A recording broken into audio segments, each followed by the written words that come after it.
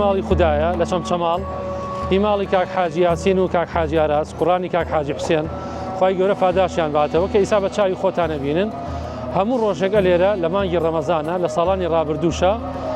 خواردنی 1000 بۆ 1500 کەمتر زۆرتر بە پێی خەڵکەکە کە جیاوازیە بێ لێرە دابی نەکرێ بەڕاستی من بۆ خۆمەوە قەناعەتمە زۆر جاری ژوتومە هەر کەسێک کە ئەبەخشێ من بە ماڵی بەخشینی ئەزانم چونکە گرنگەوە ببەخشێ بۆیە بەڕاستی من ئەمڕۆ چۆن لە بەخشین و دەستگاکە بەخشیومە هاتووم ئەمڕۆ بەشداری بکەم دیارە لەسەر تەڵەبی خۆشیان کاک حاجی ئاراز و کاک حاجی یاسین بۆ خۆیان وتیان پێمان خۆشە بەڕاستی لەگەڵ ئەو خەڵکە هەژار و کرێکاری شارەوانی و ڕەش و ڕوتەیە جەنابیشتان ببینرێن بەڕاستی من شانازی یەکەم ئیمڕۆ لە تەک کرێکارێکی شارەوانیەوە لە تەک هەژارێکەوە لە تەک نەخۆشی و دەردەدارێکەوە دابنیشم و ئیفتار بکەمەوە و ڕۆژوو بشکێن و نان بخۆم بۆیە بە شانازیەوە ئەمڕۆ لەگەڵ ئەم هەژارانە پێکەوە ئیفتارەکەینەوە و هەر کەسێکیشە بەخشێ ماڵی بەخشینە من لێرەوە ئەڵێم هەر کەسە بەخشێ بەخشینە و سوپاسی ئەکەین خی گەورە بەرەکەتی ئەرز و ئاسمان بڕژێنە بەسەریانە ئێساش با پێکەوە بڕۆین کاکە حاجی ژیان سلام علیکم ئەمە حاجی یاسین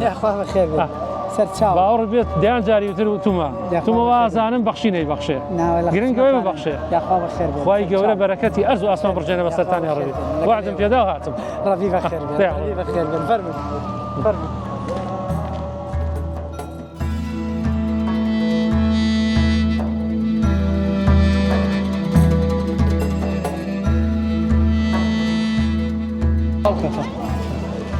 یا ڕەبی خی پروردگاریان قبول کا خوای بۆ خاتری ناو جوانەکانی خۆ لە دەرد و بەڵا بە دوورتان کە یا ڕەبی خی گەورە پاداشتان باتەوە یا ڕەبی خی گەورە بەرەکەتی ئەرز و ئاسمان بڕژێنێ بەسەرتانە هەزار ئەو نەیترتان باتێ طبعا ئەمە ئەو دەنکە خورمایە کە بە نەسی حەدیسی پێغەمبەری خوا صلی الله علیه وسلم کە بۆ خوا ئەبەخشرێ سەنگ و کێوی شاخێکی هەیە لە ئاڵتون پەنامان بخۆی إن شاء الله تعالى پەنامان بخۆی پەنامان بخۆی بەس بیدەری ئەو پیاوە بیدەری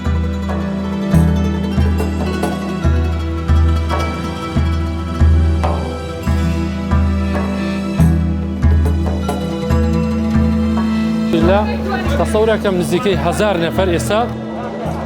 لێرە بەربام کاتەوە ئیفتارەکە بەڕاستی من بۆ خۆم یعنی سەرسامم بەوەی کە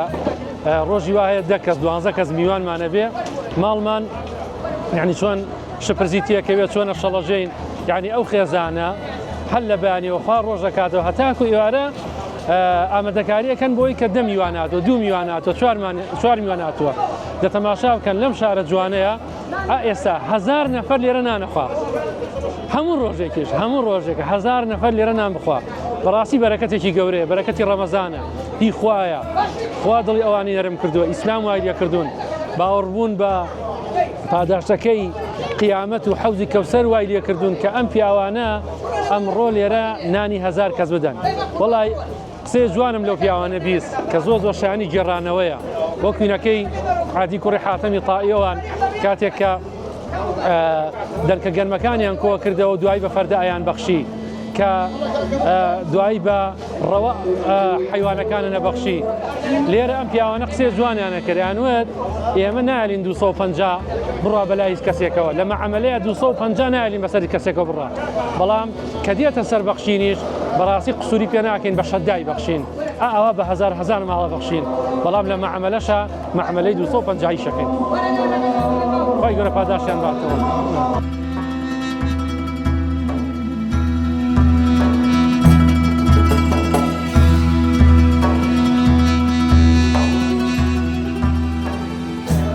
باشە بێمە چ فەزلێکی گەورە بێ ئینسانە گەر یەک لە تەخورمایە ببەخشێ لای خی پەروەردگار ئەوم و ئەجر و پاداشتەی هەیە وەرە ئەمڕۆ ئەمان بە سەبەتە خورمایان بەخشیوە لەوەش زیاتر نانی 1000 کەس لەوەش زیاتر هەموو ڕۆژانی ڕەمەزان خی گەورە لیان قبول کا بەڕاستی ئەم دوو برا جوانە نمونەیەکی جوانی ئەم شاران و من هەر لەسەر وەسیەتی خۆشیان بەڕاستی وتی پێم خۆشە جەنابیشت هاوشانی ئەو خەڵکە کە خەڵکێکی هەژار و خەڵکێکی لێقەوما و داماون کە پێکەوە ئیفتار بکەینەوە من لەسەر دەعوەتی خۆیان وە شانازیشی پێواکەین کە ئێستا من هەر بۆ ئەمە بەستە پێم خۆشە کاک حاجی خۆشی هەر بدوێنین کا حاجی ئاراس حاجی گیان وڵا پێیان خۆشە دوعایەکی خێر بکەین والله خۆی گەورە لێمان قبول شەڵامە هی ماڕی خوایە هی خوایە و بۆ خۆش گەورەی جێبەجێیەکە و بەڕێیەکە ڕەبی خوا لەتان قبول بکات بەخوا زۆر دڵمان پێ خۆشە بەخوا لەم گیرفانەی خۆشم بیدەم هەر دڵ پێ خۆشە کارەوە شانازیتان پێ واکەین خوای گەورەتان پارێزە حاجی یاسین کاکە ئێمە شانازیتان پێ واکەین بەخوا بەخوا دڵمان پێ خۆشە شانازیەکەتان ئەوە گەورەیە عەفوەن ئەوە گەورەیە تەنها بۆ خۆتان نییە بەڵکو ئەم میلەتە شانازی پێ واکە و سەرڕێژی کردووە لە چەمچەماڵی زیاتر پەنامان بخۆین بەناوی خوای گەورە خواردنگای ماڵی خوددا لە شارەتوانەکەی چەمچەماڵ ئەمساڵ چوارەم ساڵە لە خزمەتی میوانە ئازیزەکانە تا بەبێ جیاوازی هەر کین و توێژێک ڕوو بکا لە خواردنگای ماڵی خوددا ئێمە لە خزمەتی ئابین و خزمەتی ئەەکەین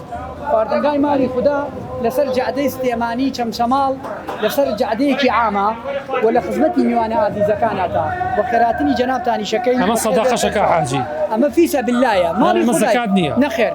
ئەمە سەدەقەشە ئەمە سەدەقەی و فی سەبیللایە و ئێمە وەکو خادمێک لێرە خزمەت یعنی بۆی خەڵک وا نەزانێ هەرە بێ زەکات بدا ئەتوانێت سەدەقەش بکات نە زەکات نییە ئەمە فی سەبیللایە و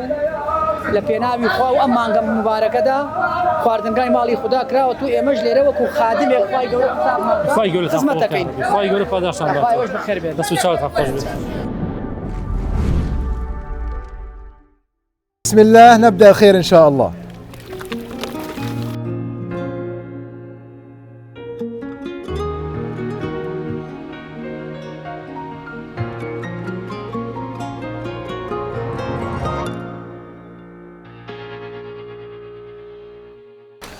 ولأنه رمضان شهر الخير والبركة والعطاء، كمين معاكم في مشروع إفطار الصائم في مؤسسة بخشين بإذن الله تبارك وتعالى لتوزيعه على الصائمين في مدينة غزة.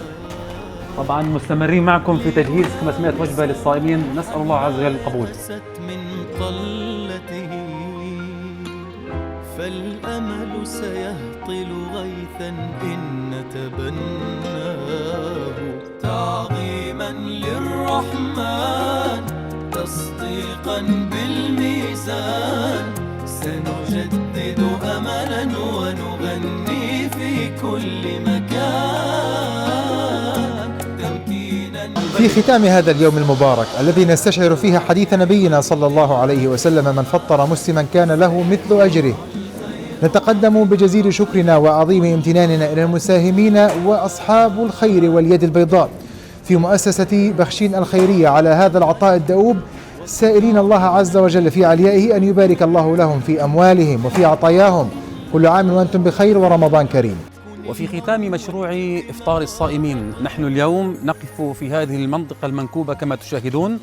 لنبدأ بعون الله تبارك وتعالى بتوزيع وجبات الطعام على الصائمين في غزة هاشم. وبهذا الخصوص نشكر أبناء الكرد أحفاد صلاح الدين من كردستان العراق، فجزاهم الله عنا كل خير وكل عام وأنتم بخير. السلام عليكم،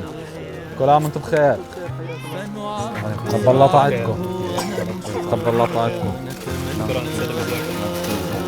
السلام عليكم. لك كل عام بخير إن شاء الله. فالأمل سيهطل غيثا. هذا وجبة إفطار مقدم من مؤسسة بخشين الخيرية. تعظيما للرحمن تصديقا بالميزان سنجدد أملا ونغني في كل مكان.